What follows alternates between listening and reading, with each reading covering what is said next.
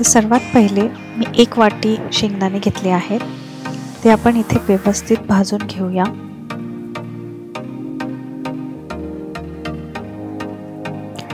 आणि मग त्यांना ताटात काढून थंड करायला ठेवूया।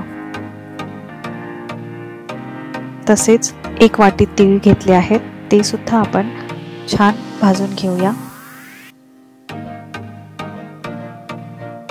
थंड करायला आपण बाजूला ठेवून देऊया।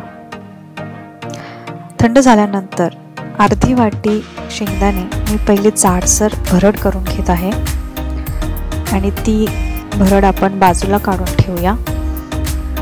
मग मिक्सरच्या भांड्यामध्ये उरलेले शेंगदाणे, अर्धी वाटी गुळाची पावडर घेतली आहे ती टाकूया आणि अर्धी वाटी खजूर घेतले आहेत।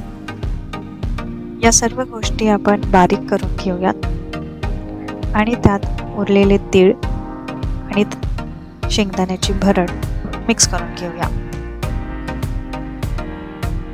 आणि ते मिश्रण एका ताटात काढून व्यवस्थित थोडं एकत्रित करूया आणि त्याचे लाडू वळवून घेऊया। हे लाडू थोडेसे फिकट गोड आहेत, तुम्हाला अजून गोड हवे असेल तर मी तेही मिश्रण बनवले, त्यामध्ये मी एक्स्ट्रा खजूर टाकला आहे। त्याचे लाडू बनवून मी त्याला तिळाचे कोटिंगही दिले आहे, त्याने ते दिसायला खूप छान दिसतात आणि तीळ सुद्धा त्याला चांगले स्टिक होतात। तर आपले तिळाचे लाडू रेडी आहेत। अशा प्रकारचे लाडू तुम्ही घरी नक्की करून पहा। अशाच व्हिडिओजसाठी चॅनलला सबस्क्राईब करा, लाईक आणि शेअरही करा। तुम्हा सर्वांना मकर संक्रांतीच्या हार्दिक शुभेच्छा।